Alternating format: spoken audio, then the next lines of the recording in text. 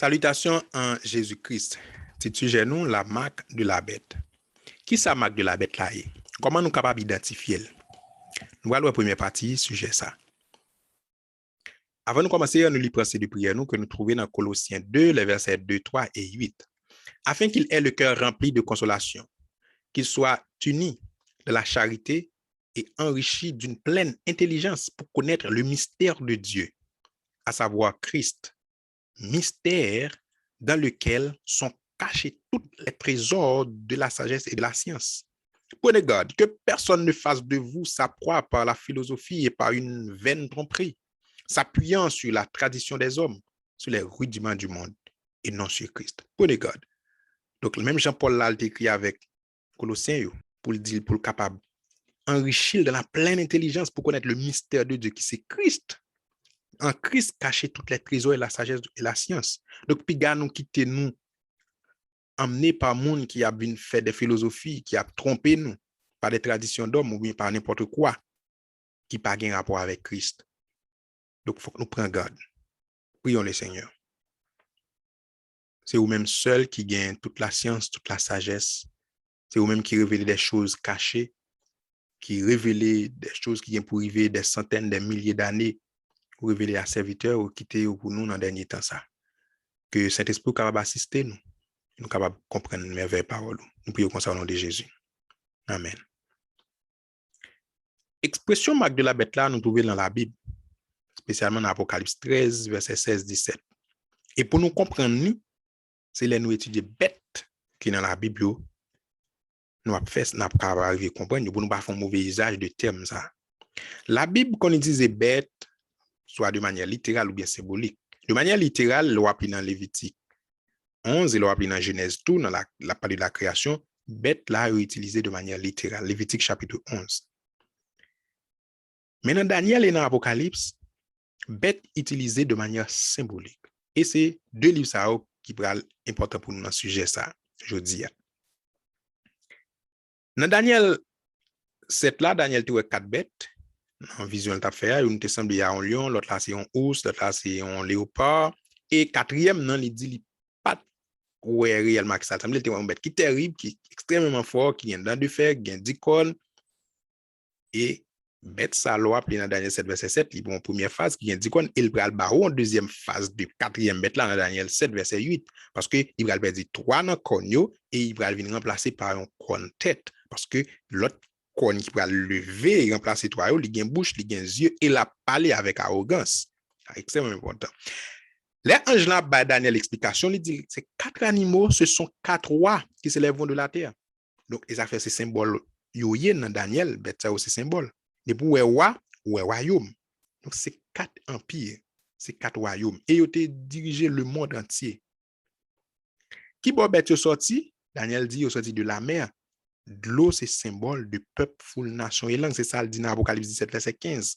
C'est-à-dire qu'il bon royaume prend naissance, c'est à travers des nations, des peuples.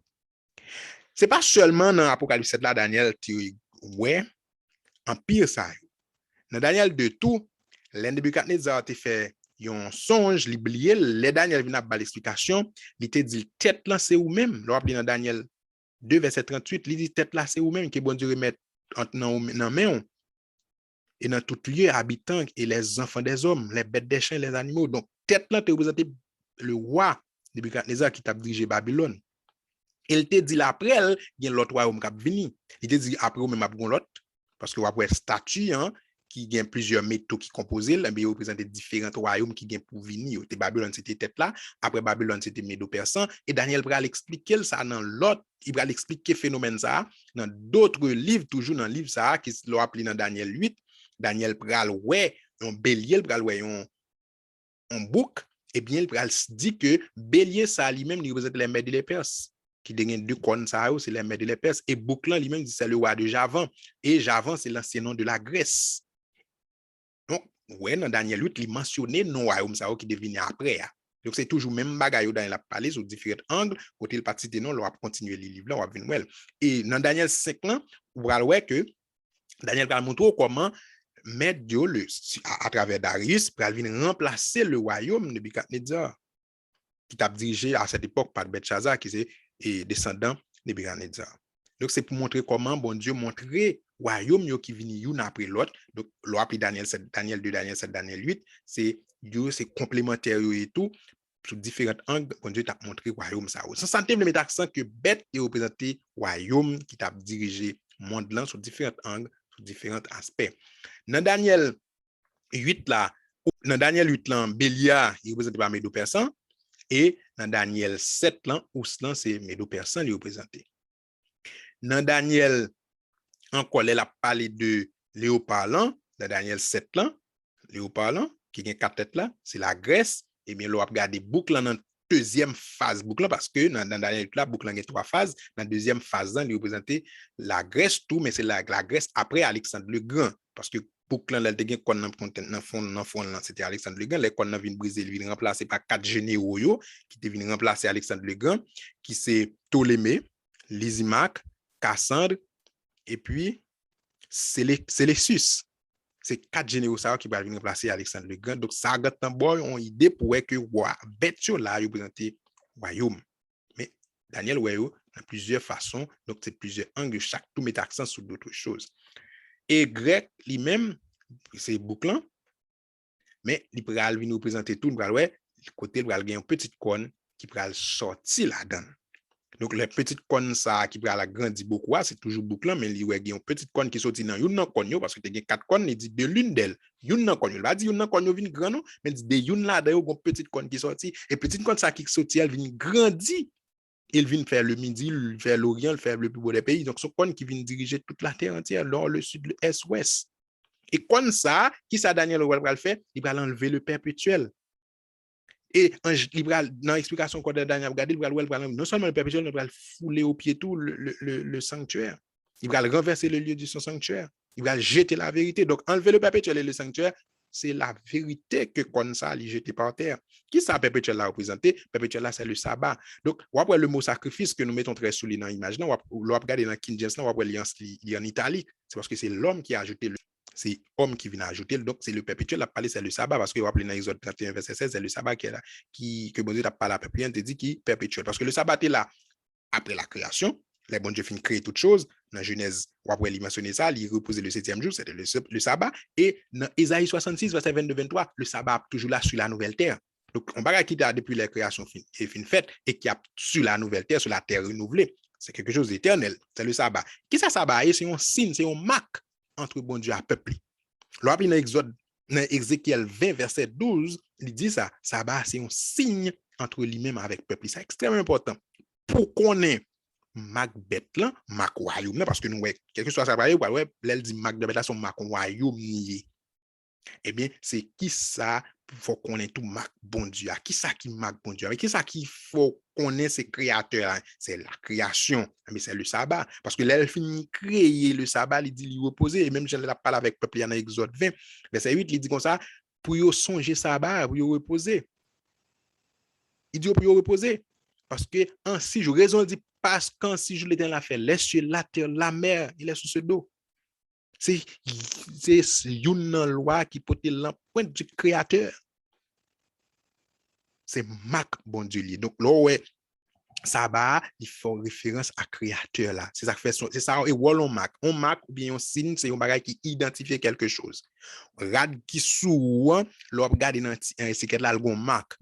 Mais marque là c'est moun qui fait là ou bien designer bien et côté le sorti producteur là, quel que soit ça que fait là, tout bagage qui légal, il gagne une marque. Il me dit légal, on marque qui est propriétaire. Pour me dire tout bagage qui est propriétaire, mon pour l'identifier, c'est lui qui fait affaire, il met ton marque sous lui. OK? Donc téléphone ou avec mon appel gagne une marque. Mais c'est moun qui fait là, c'est même gens tout, mais le sabbat c'est marque créateur. Eh bien, pour comprendre tout, pour comprendre le sujet, eh bien, on parle de marque de la bête là, bête, les représenter. Royaume, eh bien, l'on dit marque de la bête, c'est marque royaume ça. Ça qui identifie royaume. Maintenant, on a tourné dans Daniel 7 là. Daniel 7, nous avons que bête, quatrième bête là, il y a deux phases. C'est deuxième phase là, nous allons accentuer sur lui dans ce sujet ça. Boucle qui nous avons dans Daniel 8 là, qui te gagne cône qui vient agrandir beaucoup, la cône du bouc, et bien c'est même bagalier avec quatrième bête dans Daniel 7 là. Plus précisément, dans la deuxième phase bête ça. Bouclan wap wè que l'el te gen grand kon nan qui ça le fait, il te foulé la vérité. Il te enlevé la vérité et ange lan te dit que bagay ça le fait c'est la vérité, l'el enlevé le perpétuel et l'el te enlevé le lieu de son sanctuaire, c'est la vérité il te enlevé. Donc ça extrêmement important.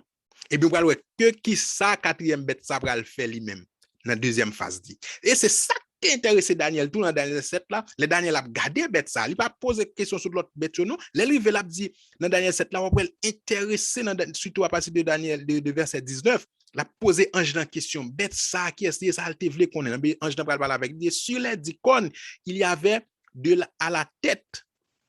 OK? Et sur les icônes qu'il y avait à la tête et sur l'autre qui était sorti et devant laquelle trois étaient tombés. Donc, la parlé là, ouais, la parlé de lui-même là, bête ça, on dit qu'on y a trois qui tombés, il y a une qui levait. Sur cette corne qui avait des yeux, ça fait son corne tête liée, il y a des yeux, une bouche parlant avec arrogance et une plus grande apparence que les autres. Corne tête ça, on connaît qui gagne yeux, qui gagne bouche, son corne tête liée. Verset 21 dit, je vis cette corne faire la guerre aux saints et emporter sur eux. C'est même ça, on va regarder dans corne dans Daniel 8 là, il a expliqué. Corne ça, il était après attaquer le peuple de Dieu, l'armée, le chef de l'armée. Donc c'est Christ et les chrétiens jusqu'au moment où l'ancien des jours vint donner droit aux saints. Verset 23, il me parla ainsi. Donc c'est ange qui parle à Daniel, le quatrième animal. C'est un quatrième royaume. Donc, bête royaume, animal royaume, qui existera sur la terre, différent de tous les royaumes, et qui dévorera toute la terre, la foulera et la brisera. Verset 25, voilà qui est le quatrième royaume, ça parle des faits. Il prononcera des paroles contre le Très-Haut, Dieu, et le Très-Haut. Il opprimera les saints du Très-Haut, les enfants de Dieu. Il espéra changer les temps et la loi. Et les saints seront livrés entre ses mains pendant un temps, des temps et la moitié des temps. Un temps, c'est 1 an. Des temps, c'est 2 ans. Et la moitié d'un temps, c'est 6 mois. Un temps prophétique, qui c'est 3 ans lié, mais qui est égal à 1260 jours. Donc, 1260 années, il veut dire. C'est tant ça, quatrième royaume, ça, il va le faire piétiner les enfants de Dieu. Notez bien, ouais, tout ça le faire. Donc, tout ça, bon Dieu, bon Dieu, Daniel, vision ça, c'est pour le montrer, mais qui ça va pour faire peuple. Et ça fait Daniel tout est intéressé parce que là, il finit de qui ça quatrième bête fait et il monter le besoin contre qui ça l'a fait. Comme nous te ouais dans l'autre qui est step tant représenté dans Daniel 2, c'était royaume Babylone non? Et ça Daniel te dit ouais et bien qui te vient après Babylone là dans Daniel 5 verset et à partir de verset 25 après c'était Médo-Persan yo. C'est parce que c'est lui-même c'est Darius qui va battre Belshazzar, il prend royaume dans la même nuit ça. Les mains n'étaient pas pesées comme tu divisé. Et qui est-ce qui vient remplacer les Médo-Persans? C'était la Grèce. Le roi de Javan, nous avons dans Daniel 8 là. Et quatrième, ça qui royaume qui vient après la Grèce? C'était Rome. Rome a gagné 2 phases. Rome païenne, côté c'était empereur te gagné, etc. Et après ça, va venir Rome qui va venir en phase christianisée, donc Rome ecclésiastique. Et bien, quatrième bête ça, c'est extrêmement important pour nous comprendre tout, même Jean Daniel, il est intéressé pour le connaître, non? Dans la vision ça, qui était par Daniel là, spécifiquement pour te montrer le quatrième bête là, qui ravage, il va le faire sur le peuple de Dieu. Et il n'a pas fait dit, non seulement enlever côté mais il espérer changer les temps et la loi. Ange t'expliquait, il va faire la guerre. Ange dit, il va faire la guerre avec les saints du Très-Haut, avec les adorateurs de Dieu. Quatrième bête là, dans la deuxième phase, c'est Rome ecclésiastique. C'est très important. Donc, qui ça Rome ecclésiastique là? C'est un système côté l'église avec l'État est uni. Notez bien, il y a un système côté l'État à l'église est uni. Ils fait un seul. Donc, ça l'État dit, c'est ça l'église dit. Ça l'église dit, ça l'État dit, ils font seul. Donc, il était gain pour chef, la papauté, le système papal. C'est ça qui te fait tout travail, ça, on a plus. Qui j'en nous parle ça? te gen un concile qui fait le concile d'Orléans, le troisième concile d'Orléans qui fait le 7 mai 538. Vous connaissez qui ça va l'établir dans le concile ça? Dimanche comme le jour du Seigneur. Parce qu'il pas ça déjà. Et on interdit moun pour travailler le dimanche. C'est sous période ça, bête ça existé. L'école bête ça, quatrième dans période ça, 538 après Jésus-Christ, comme nous capables de croire là, qui montre nous un symbole de après la Christ. Donc après Rome, il commence depuis là, depuis avant quoi, on regarde l'image là. Donc ça c'est Rome païenne, la Rome païenne impériale, et nous connaissons à tel effet. Christ lui-même était mort dans la période côté Rome t'a dirigé par Palestine. Mais la Rome impériale, il va venir perdre pouvoir li, il va venir tourner sous forme Rome christianisée. Et c'est sous période Rome christianisée ça, il va venir avec système côté li imposé le jour dimanche comme adoration. Yo vient avec comme le jour du Seigneur parce que yo dit que c'est là jour ça Christ est ressuscité. Yo vient avec argument ça qui pas ça du tout parce que Christ pas changé lui-même. Christ lui-même l'a appelé dans Luc 4, les Christ est venu sur la terre, était toujours qu'on adorait le sabbat. Et les disciples, les apôtres, yo même tout après Paul, c'est toujours qu'on allait dans le sabbat pour aller faire travail ça. Nous pas prêter sous point ça, l'autre là nous pour traiter un sujet pour montrer que même côté la Bible de annoncé son dimanche Jésus-Christ vient pour le ressusciter, l'a fait fête cérémonielle yo. Ça qui peut venir montrer nous comment c'est quatrième bête là qui peut venir changer les temps et la loi. Qui est-ce qui vient avec elle? C'est quatrième bête là. Et ça fait ça, c'est Marc li, c'est Marc fabrique parce que c'est sous lit qui vient avec dimanche comme le jour de l'adoration. C'est Marc fabrique li qui vient avec jour adoration ça. Et Daniel dit ça quelque part d'autre. Daniel 11, il a toujours parlé de bête ça. Ou bien tu as dit de pouvoir ça, qui c'est Rome. Le rappelé Daniel 11, sujet, chapitre Daniel 11, il a traité le roi du Nord et le roi du Sud.